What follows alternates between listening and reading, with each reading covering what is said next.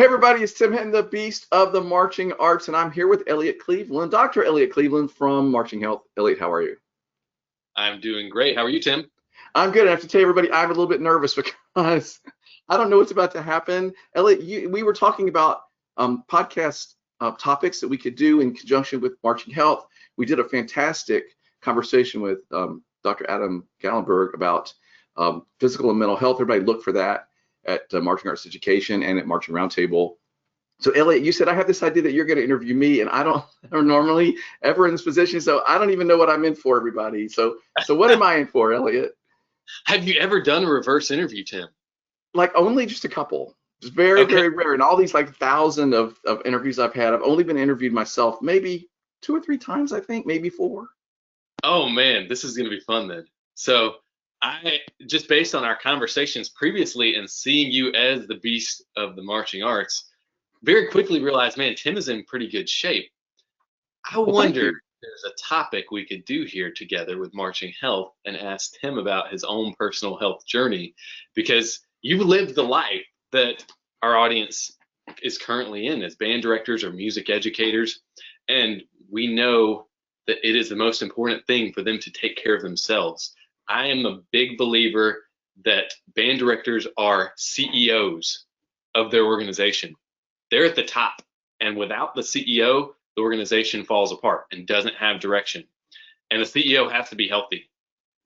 You have to be willing to put yourself first in order to give back to other people. Right, but This, our society does not.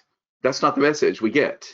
The message is first off that you can't have all of it. You know, if you're going to have be really successful, then your health may have to suffer, or your wife may hate you. You know, like all these things.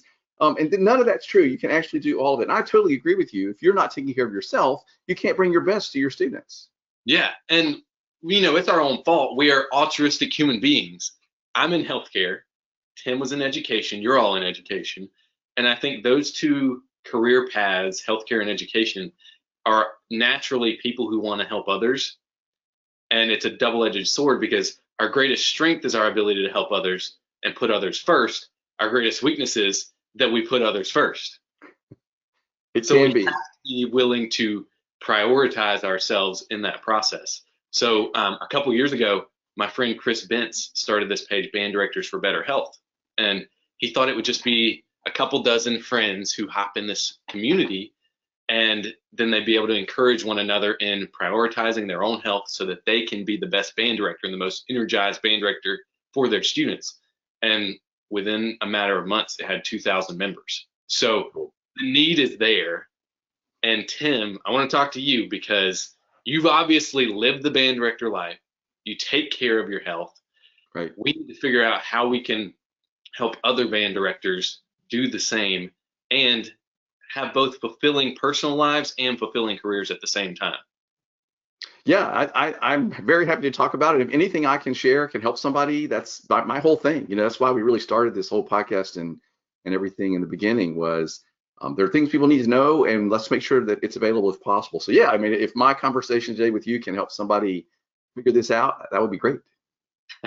Awesome. So, Tim, my first question is take us through your band director teaching journey so people know the actual backstory of you in the profession. Okay, sure. I went to the University of Tennessee. When I graduated, I actually spent the summer when I was supposed to be out looking for a job. I spent the summer on the road with the Phantom Regiment as a visual tech. And my parents were very distressed about this, but I did come off the road enough to find a job. Started teaching, taught 2 years in North Carolina at a very small school, and then 8 more years at Dunwoody High School in Atlanta. So I taught for 10 years, and then I burned out as a band director. But at the whole time I was doing that, I was also doing arrangements, always writing the show for my own band, writing concert marches for my own band. Like I was writing for my own group, and then people started asking me to write for them. And so at the point where I burned out and it's like, I didn't do like, there's a lot of lessons I learned there. That could be a whole nother podcast. But anyway, when I figured out that I needed to do something else, I realized all these people were asking me to write shows for them. And so when I started reaching out and say, hey, I'm thinking about doing this, I had almost a full load immediately, which I was very grateful for. But I did teach at the high school level. I also taught some middle school and some chorus in the mix and all that. But I did teach for 10 years, and then for the last, I have to say it, 30 years. Yes, I started a very, very tiny child, everybody. I was a prodigy. No, but anyway, for the last 30 years, I've been doing what I do, which is writing arrangements, writing drill, show consultation, program coordination, and then started the podcast 12 years ago, and then the video portion at Marching Arts Education about 4 years ago. So I want to go back into those first 10 years then, because I hear from people all the time that band directors are not just doing their band director job. There's a lot of people who have multiple plates that they're juggling, whether it is drill design and being a band director, or they do arrangements and they're still a full-time band director and often very successful programs. So let's just discuss what the responsibilities often are in those roles, and do it from your perspective and your story. Tell us all that you did while you were a band director. What were the after school commitments? What were the writing thresholds that you hit, as far as how many were you actually doing at the same time? Because you're not alone. It might seem insane looking back saying, I did all this all at once. Right. Well, I think band directors know that they wear about 100 hats, right? I mean, you're everything from the janitor to a mental health consultant to, a teacher, to a musician, to, so it's endless. I mean, I could not sit here and start listing off all the things that I do, but all band directors know how busy they are. You're managing parents, you're managing a parent organization, you're doing budgets, you're doing administrative stuff at school, you're dealing with all the school responsibilities. I had bus duty, I had lunch duty, in the middle of everything else that was happening. But I think, like a lot of people that do extra stuff, I loved doing it. I've always liked writing arrangements. Started writing arrangements when I was in college, and my old high school band would play them occasionally, and that was a super thrill. So I started doing that work really, really early, and it's just fun. So I think people that write drill on the side, or they write arrangements, they just like doing it. I loved writing the shows for my own band. So even though it was extra work, I didn't feel like that was the part that was difficult. That was sort of like my fun time almost. Hey, I'm going to write a drill for somebody else, and I love doing that. I'm going to take some of my summer. That doesn't feel like, is the same way that, oh gosh, I have another band booster meeting tonight, and everybody's always getting into arguments because I wasn't good at managing parents, for example. So I think that's the part that gets to people.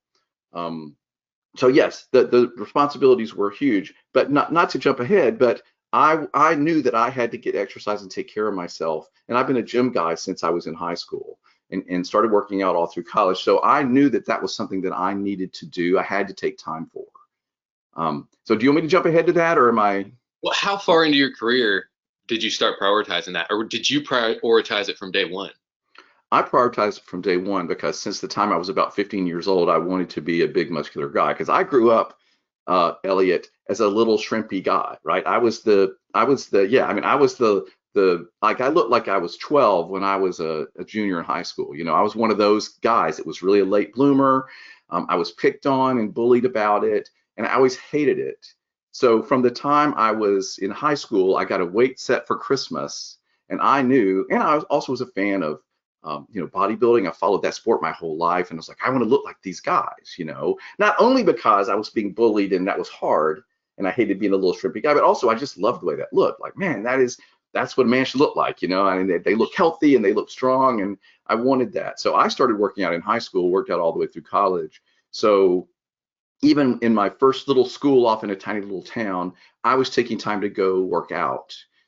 I've known from the beginning that was part of my mental health as well as physical health thing. So from the very beginning, I was always doing that. I've always been motivated to, I enjoy going to the gym, sweating, feeling my muscles work, getting that pump. Like, I enjoy that whole process. It gives me a lot of confidence. Sort of like the way you feel if, when your band does really well, or you play a great performance on a concert or whatever. I get that from the gym. It's taught me a lot of self-confidence and discipline and all those things that I think band also teaches us. So I've had that the whole time. So from the very beginning, I've been prioritizing that, because I knew that if I didn't stop to do that I wasn't healthy, and I needed I got to tell you, the main thing, Elliot, is I needed a stress buster. I used to go to the gym every night at 8 p.m. This was what I did for years and years when I was a band director. Is I would work all day. I would go to the marching. I don't know if I had time or the energy, but I would even do a marching practice after school. I would drag myself home, have dinner, exhausted from the day, and go to the gym at 8 p.m. And one of Mhm. the ways I did that, it was at least 3 nights a week. I had a workout partner that met me there. So I was responsible for showing up for somebody that got me there. And I also knew that it was my stress buster. I would go in, and no offense to anybody, don't feel bad about this, but like I would picture that band parent that was stressing me out, and I'm sitting there bench pressing like, "Arr, arr." I was just like, get the stress out. This is for you, Mr. So and so, but it was my way to get that out. And then I would go home with this great gym pump, take a shower, and sleep like a baby every single night. So I went to the gym pretty much every night during the week, and it was my stress buster from my long day. And it's amazing now that I think about it that I had any energy at all. And of course, I was a younger guy, but like I did the whole day, getting up early, teaching all day, outdoor marching band practice in the heat. And I would still make it to the gym because I knew I loved it. It was my time for me, and it made me feel great, and I slept great. There's so much to unpack in that you just, I mean, it's part of your story, so you just blew right through it. So I totally identify with you on the bullying side. Yeah. When I was in like elementary and early middle school, I was a very chunky kid, like wore multiple sizes into husky pants kind of deal. Wow. Wow. And my two best friends, I was trying to be, in with the cool athletes, and my two best friends basically abandoned me and even made up a song called Elliot's So Fat. And it was that was the tipping point for me where I Wait, said, wait, wait. They abandoned you. Why? because I wasn't in shape like the other kids were. My Oh mile my time, God. in sixth grade, when you have to run the mile, you got to do pull-ups and you got to do push-ups. My mile time was twice what my friends were. They all lapped me and laughed as they went by. I was huddled over, like crouched over with a cramp the Oh. whole time. I still remember the time. It's in brain, like just Oh. branded into my brain. Then couldn't do a single full, like I was the kid that just put his hands up and then the Now coach listen, had to be there. that's what I remember, Elliot. I remember how humiliating it was that a whole little elementary school gym class is standing around for the National Physical Fitness thing, and how many pull-ups can you do? And there's this one superstar athlete guy that's doing like 20. I could not do a single pull-up, and they Yep. made us do this in front of everybody. It was a humiliating setup, right? And yes, I Yes. was bullied too. It's fascinating. I never would have guessed you were a chunky kid, but the point is, we both had I was a super skinny little shrimpy kid, and I got the same abuse for it because we weren't athletes, and we weren't and so did that motivate you to start Yeah. working out? So honestly, now looking back, I wouldn't even be in healthcare if that hadn't happened. Wow. Like if I hadn't had to go through bullying and learn how to stand up for myself in the Yeah, process, right, I would right. not be doing what I'm doing right now. So Yeah. I'm in a lot of ways grateful for that moment because as soon as it happened, I realized I got to do something about this. There's part meanness when people are doing something like that, but then oftentimes there might be a little bit of truth or a decent bit of truth to being able Oh, to sort sure. myself out. So looking in the mirror, I was just thankful that at that age, my parents were supportive of me, but also um, they let me handle the bullying on my own and didn't Wow. intervene and didn't hover over that. They let me step up and stand up for myself. And then there was an elliptical in our house, and I literally just got on it. And every day, I had no concept of exercise. We didn't at that age, but every day I would do as much as I could. I'd get up to the 20-minute mark, and then I'd do as low as I could on a push-up until my arms are shaking. Right, And I did that for about 3 months, and then finally I could do sets of push-ups. right. And I was just obsessed with never having that made fun of feeling again over something that small, but that was that ingrained in you. Yeah, I love asking people what their stories are, what got them started in their exercise journey. I love those stories. I love talking to people in the gym. Hey, what got you in the gym? Oh, well, this happened to me, right? And most people have this really interesting story, usually something sort of humiliating or dramatic, but I still feel like it's a catalyst. And I will say the other thing too is that because of that bullying I had as a young kid, being this little shrimpy kid, band was sort of my salvation, because that's where I excelled. And I was a big deal in band right from the very beginning. Like I was always good at it. I was great on my French horn. I'm winning awards. I'm going to all-state band, all this stuff. I became somebody important that people liked in the band. And that saved me through that bullying time. But I, I still remember how I hate. everything you just said. Yeah, absolutely. Like we all find our place, right? And a lot of us find it in band. In band, everybody's accepted, hopefully, however they are. And yeah, you can be the chunky kid or the shrimpy kid. I was a little shrimpy, skinny guy, and I still was drum major of the band and was in charge, and I did a great job. And so like this is part of where I learned that discipline. And I also mentioned, I've said this, you can find the podcast where I talked to my old band director, David Coles. You can find that on the Marching Roundtable. I went back and thanked him because he was the first teacher I also had who sort of saw me for exactly who I was and thought I was okay and made me feel like I was okay. And here I am. I mean, Elliot, not only am I this little shrimpy kid, but I'm also this little shrimpy gay kid, of course. So I had that sort of piled on to the abuse, that I found my place. And I was being physically fit, a lot of it through band, until, like I said, until I got into high school, got that weight set, and started working toward that body that I wanted to have. Not only did I want it to be, I said this before, but I'll say it again, not only did I want to be that guy that nobody can make fun of. Like I like walking into a room and I've got some size and presence on me, and I feel like, nobody's going to abuse me today. Like I've got some presence and some confidence from that physicality, right? But also I just love the way it looks. I like the way people look when they're fit. Like I find that really attractive, and I wanted that too. And I also wanted to be fit, like you said, going back for my students. I realized if I can't make it through a whole day and then make it through a whole afternoon band rehearsal in the heat, I'm not doing my best job for those kids. And you and I are both helpers, and we want to be there for them and do our best work. Absolutely. Now, I think one of the biggest things that I notice about you is your discipline in everything you do. And discipline is something that starts with one task, that you achieve one thing, and then it has a snowball effect that rolls into an avalanche. It's one thing, then the next thing. And you talked about this a little bit, that at 15 years old, you started building that discipline. And it's going to be something different for each of us. Maybe it's starting your day by making your bed and just making yourself do something at the beginning of the day. Or for us, it's just being consistent on doing something physical. So was this something that you instantly went from never having exercise to now I'm just going to show up every day and do a little workout? Or was it something where you had to prioritize your schedule and rearrange it so that you could make it make sense and be disciplined with it? What hurdles did you have in that process? Are we talking about high school when I started lifting? Yep. Early on.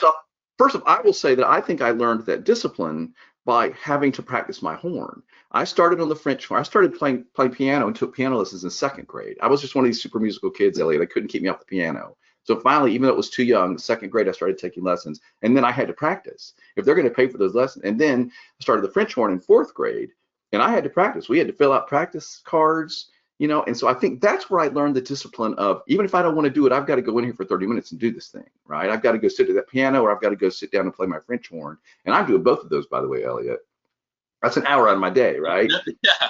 But I loved it. I mean, I enjoyed doing it. But there were days I didn't want to go in there. I'm a little kid. There's days I didn't want. I'd rather be out now on the yard running around with my friends. But that's where I feel like the real discipline came in. So by the time it came around to time to work out, I feel like I had that discipline. And the other things too is that I didn't feel like that was hard for me because I wanted it so bad.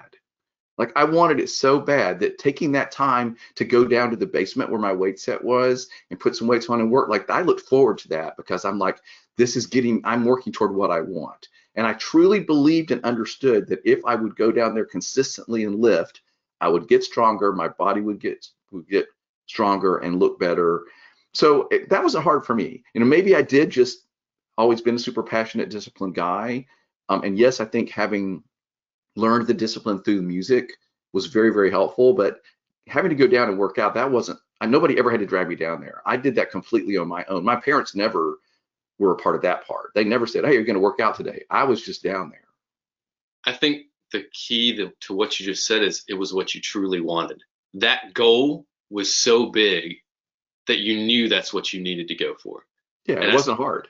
It wasn't hard to get motivated to do it because I wanted it that bad. Yes, I wanted it that bad. And I can tell you that I honestly felt like that for the last 40 years.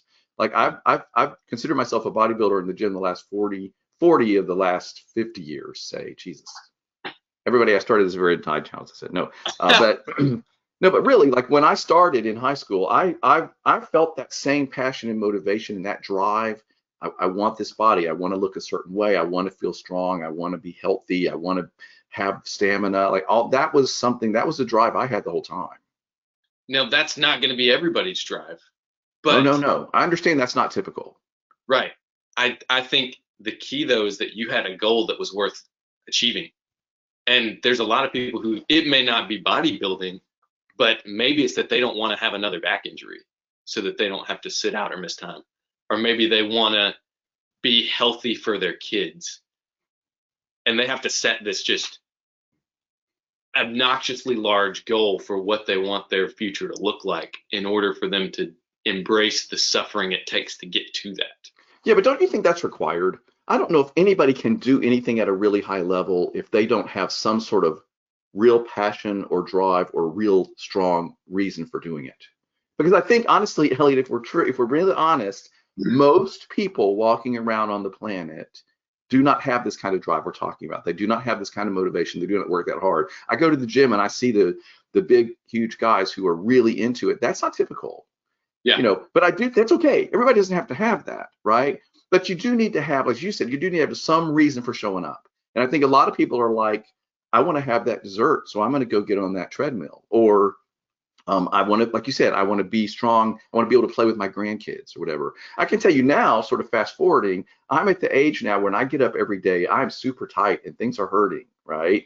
Not like hurting like I can't walk across the floor, but like I have to now. It's interesting. My biggest discipline challenge right now in my life as an older guy is I have to make myself stretch and move my body every morning within the first hour or two. Mhm. And as soon as I do some of that dynamic stretching and get my hamstrings loosened up and my hips and everything, that I wake up every day with them super tight. Part of it's because I went to the gym the day before, but part of it's also that I'm not 20, right?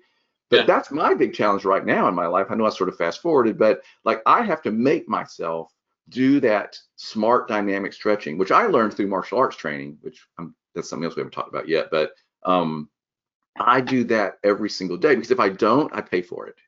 Yeah. The afternoon, my back's hurting. Why is my back hurting today? Oh, I didn't stop and do my stretching this morning like I'm supposed to. So that's my new discipline. And that's out of necessity, sort of like you're saying. This is sort of I have to do this to feel good and to get through my day and to take care of myself. That's not nearly as much fun as I'm going to go bench press 225 for 20 today to, feel big and strong. Like that's fun to me.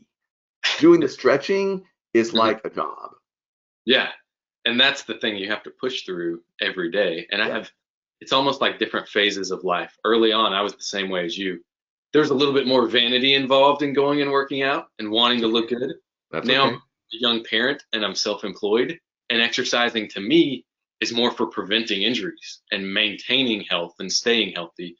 And then I talk to a lot of band directors who are 50 or older, and they come to me and say, Elliot, what are 3 to 5 exercises I can do first thing in the morning to just stay limber and prolong my career Great. or stay healthy? Kind of like what you're talking. How do I shake out some of the stiffness and soreness each day? Yeah. And so that goal can change over time. It doesn't just have to be this one thing that you latch onto forever. It can morph with how you evolve as a person. Yeah, and I would speak to what you just said by saying, everybody has many people talk about that day where they're just bending down to get something and suddenly their back goes out, or they sneeze and then suddenly their hip, that didn't happen overnight. Like we've all had that experience, and but I've always like, oh, okay, now I know why this happened because I haven't been on my discipline. I slacked up on whatever. Because like you said, you want to be able to bend down and pick up your kids, play, roll around the floor. That takes some work. People say I'm just going to get that from playing with my kids. Maybe I don't know. No. What do you think, Ellie? I don't think so. Okay, this is what I do. I'm a doctor of physical therapy. I went through orthopedic and sports residency. Day in and day out, I treat these people and I treat high level athletes. And the thing that we see is muscle density and muscle mass is one of the biggest predictors of long term health. It's Yes. also one of the biggest predictors of not getting injured in the first place. And Yeah. so many people, just like you said, the snowball effect works the opposite way too. If you say, Yeah. you know what, just walking around school and doing my day to day tasks are enough, it may feel like that for a week or two. And then your mind starts to get softer into that and think it's okay. And then 2 or 3 years down the road, that's when it hits you. And you realize, crap, I know why this back injury happened to me, or I know why I tried to just go jump over something that I used to be able to jump over or run like I used to be able to. and it didn't work out like I thought it was going to because I haven't done those movements in so long. Your body and your mind are very much a if you don't use it, you lose it scenario. And Yeah. that happens quicker as we age and we get busier because we just Yes. time goes by quicker. It seems to just continue to speed up. It does. Time goes by quicker, and we're also doing more and we have more things that we're spending time on. At least I feel that way, and I hope that that's the case for people. I want to make sure we put what you just said into plain language. Listen, everybody, it's okay to do that walk. It's great. You need to be moving, right? So wherever you are, start with something. Take that walk after dinner. Do a little bit of whatever. But ultimately, if you want to have a body that's going to function and service you the way you want to be able to get through your day without pain and without hurting yourself, you have to do some strength training. That means you need to move some weights in some way, or you need to do some sort of squat movement or something. You need to work your body in a way that makes your muscles stronger and more dense. That's what you said. I'm going to make sure that's clear, Elliot, because a lot of Mhm. people do say, I'm moving, I'm going for that walk, I'm taking the dogs for a walk, and that's awesome. But if you really want to not be injured and to have the body that services you the way you really want to, you really want to be able to pick up your grandkid without worrying about it, or your child, or go out and play, or do that band rehearsal, climb up that ladder, all those things that we do in our work, you need to do some strength training. And it doesn't have to be an hour in the gym bodybuilding like I would want to do. It can just be some basic movements. And Elliot, you have a whole website at Marching Health full of instruction about this that I love. But I want to make sure people understand this. You can't just do your job and be okay, probably. Yes, and it's funny you said it doesn't have to be an hour. My wife makes fun of me. I don't know if I've told you this, Tim. I am notorious for going and literally just doing one exercise and leaving the gym, where I know I have to show up and I Yes. have to pick up something heavy and put it back down like a caveman. And that's what's going to maintain my muscle mass over time. This is very recent, but the big data in hospitalizations due to COVID that has come out in the past couple of years, the people who got out of the ICU the fastest were the ones with the most muscle mass. Of course. Right. We think that's obvious to us.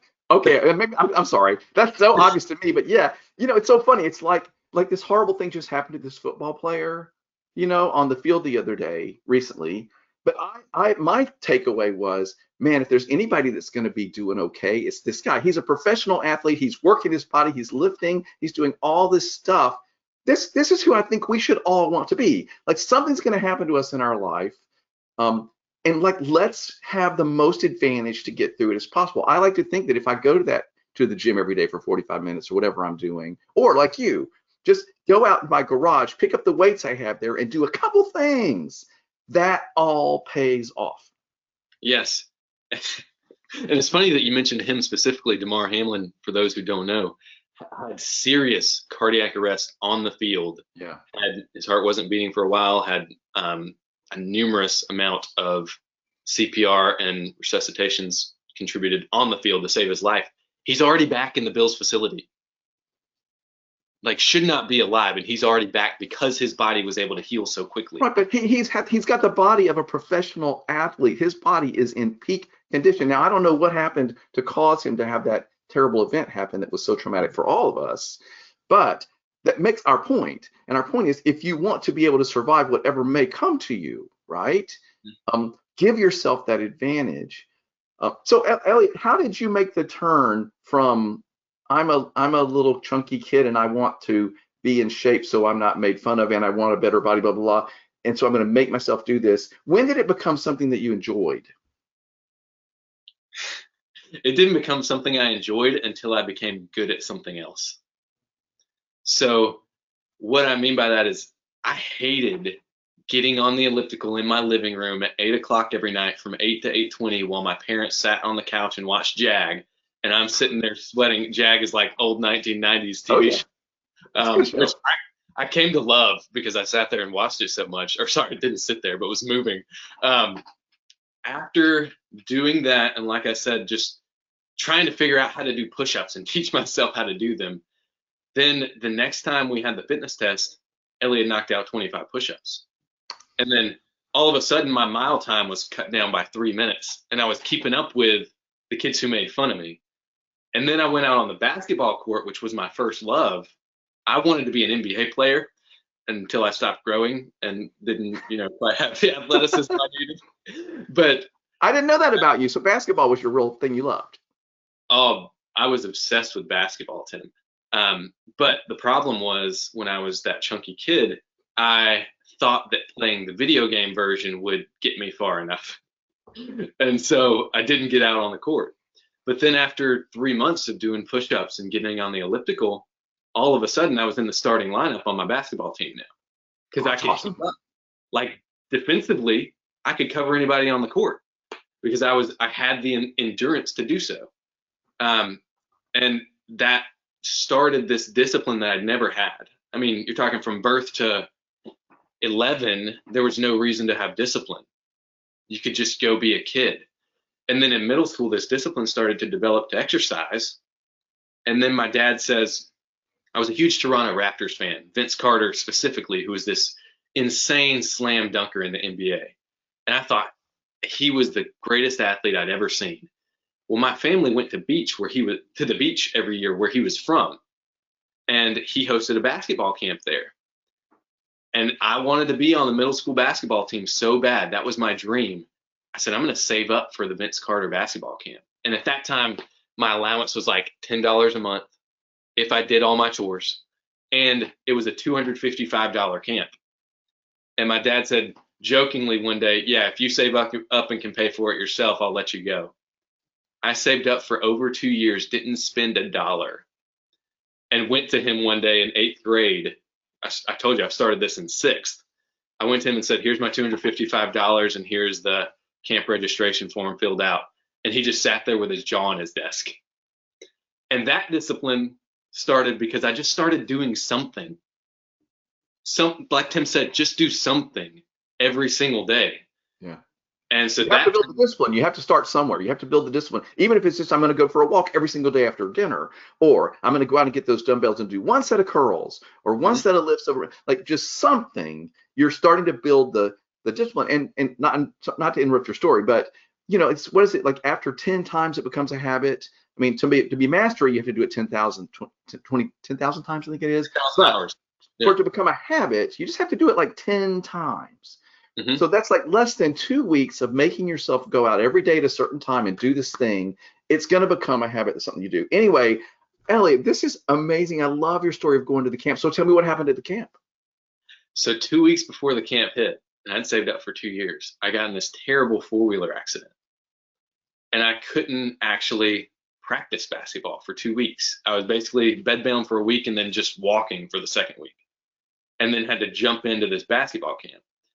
During those 2 weeks of being immobile, I happened to look down at my drum pad and drumsticks and be like, I guess I'll sit here and practice. And I'd never applied that discipline to music before.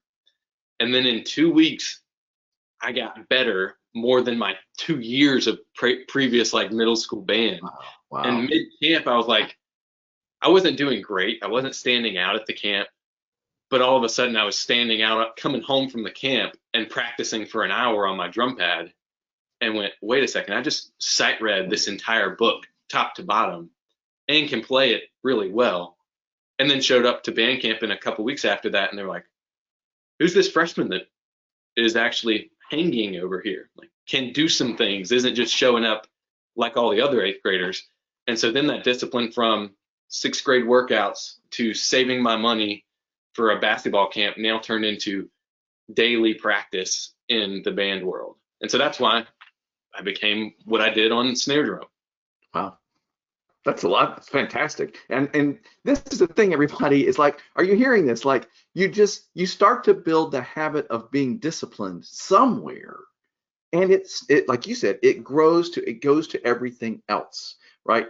Even just doing that report for school or anything that you want to do, but you have to build that habit of learning how to do that. And I don't think it's that hard, Elliot, because like you said, once you start to have some success and you start to realize, oh, wow, everybody's talking about my arms look big, or everybody's talking about how well I'm drumming, or everybody's talking about whatever, or even just anybody comments.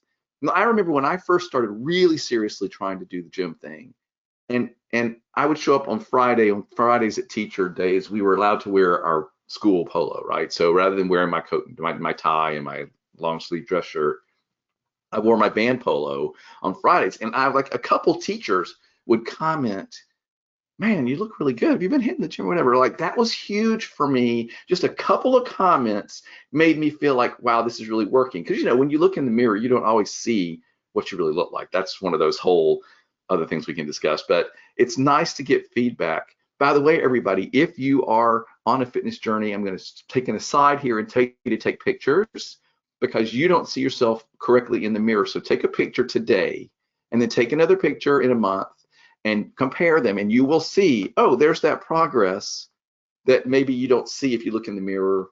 Because I don't know about you, Ellie, but some days I look in the mirror and I think that I am, Mr. Olympia with all the muscles in the world. The next day I look in the mirror and I see that junior high kid that has not a stitch of muscle on his body. So the mind plays tricks. But anyway, that was a little aside. But I love that we're talking about the discipline. For me, I knew I felt better if I kept showing up, so I kept showing up. Like if I didn't sleep as well if I didn't go to the gym that day. I mean, that's just true for me to this day. The day I go to the gym and I sweat and I work, which I hope is most days, or I'm doing some martial arts training now or whatever, I work my body hard, I sleep better. Absolutely. And I want to push into that. And then you mentioned early on, I don't even know if at 15 you called it mental health, but you knew this was helping your mental health. And Adam and I talked last week on the Mental Health, Physical Health podcast, where he said, I hadn't heard this before, but he said, when he and I teach, I preface everything I do with, we're going to build your mental resiliency through this. And it's going to suck a bit. You're going to have to learn to push through it. But I just want you to push 1% today. And then the next day, push 1% past that.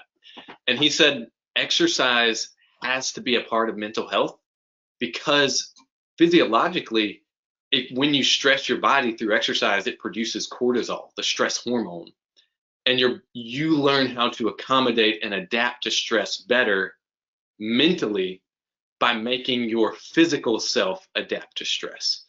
And I didn't know that at a young age. I just knew I was doing pretty well handling stressors. I think you were talking about the same thing, whether that was at 15 or whether that was early in your career. Yeah, no, there's no doubt about it. And listen, the fact that I know that I can get under a bit, lay down on the bench for us. There's a bar up there with 2 plates on either side, right? And that's scary. And part of being in the gym and learning to move heavy weights is you have to get under it. I wrote a whole blog post about this, but like this is the concept you're discussing is you learn to get pushed past push past the fear. So I just tell people, you have to get under the bar.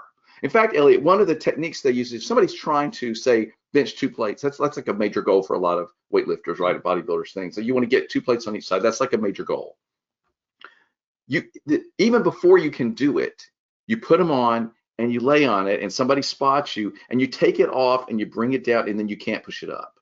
But you are under the bar. You put yourself in the stressful situation. You put yourself. What's that called, Tim? Exercise-wise. It's called a negative. You have to put yourself in a negative situation, literally. That is true, doing a negative. If you take the bar off and you bring it down really slow, that's called a negative. And then you may not have the strength to push it back up. My point is you put yourself in the situation where you're like, it's really scary. I mean, when you know that you can't lift it and you're laying under that bar, you're going to bring it down. Obviously, you do this, like I said, in a safe environment with someone there to spot you, to help you pull it back up, whatever. But that's part of it, is you learn that you can be a little bit fearful and you can be in the situation and you're going to be okay. And this is sort of what you're talking about, is you learn that you can handle scary things. And there's no doubt that me pushing through pain and fear of not being able to lift something, if you put a bar on your back and you're going to go down and you're going to squat and that's really heavy, like that is a stressor. But my body, as you said, my body learns how to handle. I learn how to handle how that feels. And then when I'm about to walk out and my band's about to get rated for a festival performance and I'm nervous, I know that feeling in my body and I know I can get through that, right? I've had that sort of fight or flight cortisone thing going on. This is very powerful stuff. It's sort of like we tell people, just go to that audition for a drum corps, even if you know you're not going to make it, Put yourself in the situation. You'll learn so much, and you'll have had that experience. There's a million examples of that. What is it? Put yourself in a situation where you know you're going to fail, so that you realize the failure isn't that bad. Well, right. And also failure is not a horrible thing. I mean, like it's part of it, right?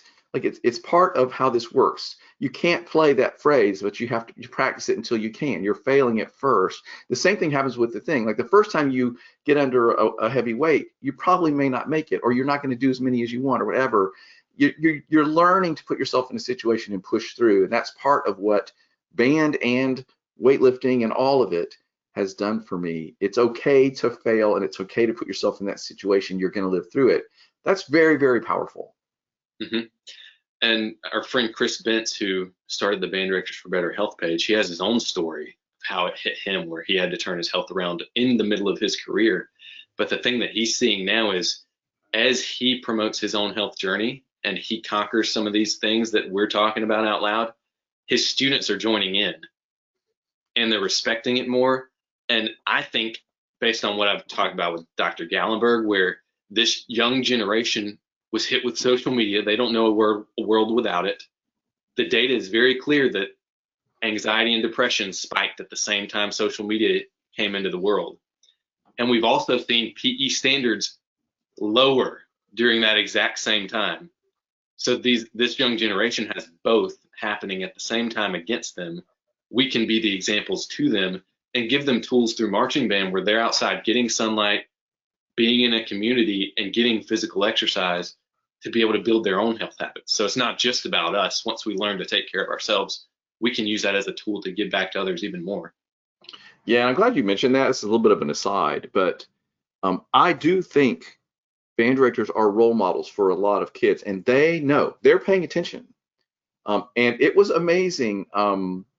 Me being a serious lifter and a serious bodybuilder and really working on my body and showing up every day in shape, and the kids knew I was working out and all that. Like that made a difference. That impact. I had kids that started their fitness journey because of mine. And Elliot, I have to tell you, like it feels weird kind of tooting my own horn, but like I've had many clients, band directors that I've worked with, even as like an arranger or a show consultant or a clinician, who have shared with me that I sort of inspired them. And like that's crazy. Like I had a client that I showed up and did a clinic with his band. And I show up and I'm in shape and I look good and I got a lot of energy. And this was somebody that was really struggling with their weight. And the next time I saw them, they had lost like 150 pounds. And they literally said to me that they did that. I was the motivation for starting that. And that just flabbergasted me because I never thought that I could have that kind of impact on someone's life. It's incredibly flattering. But the point is, you are a role model. They watch how you interact with other teachers. They watch how you are going through your day. How are you treating people? Are you being healthy? What are you eating for lunch? They're watching and paying attention to all this stuff and mimicking it because this is how kids do. They mimic their parents and they mimic role models and adults, people that are impressive to them, that they have respect for. That's a responsibility, Elliot, that I think we all need to take seriously. Yes, and you said they're watching how you treat others. They're also watching how you treat yourself. No doubt. So absolutely no doubt. Thank you so much, Tim, for taking the time to share your story and to open up about a lot of that. I thought that was a ton of fun to hear your backstory that most people may not know. I certainly didn't know it.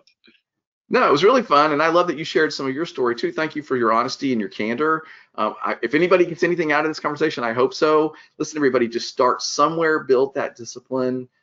Believe me, if you get in the habit of it, my life is so much better because I do that exercise and I feel healthy and I know I can get through the day in good shape without a lot of fear. Like I know that my body can do the things I need it to do, the super fun things too, and the stressful things. So, Elliot, this was fun. Thank you. Absolutely. And reach out to either of us if you need somebody to help you along in the journey and figure out a place to get started. Yeah, of course. Everybody go to Marching Health. There's tons of resources there. If you're trying to figure out what to start, some basic exercises as he mentioned, or things that your band can use, of course.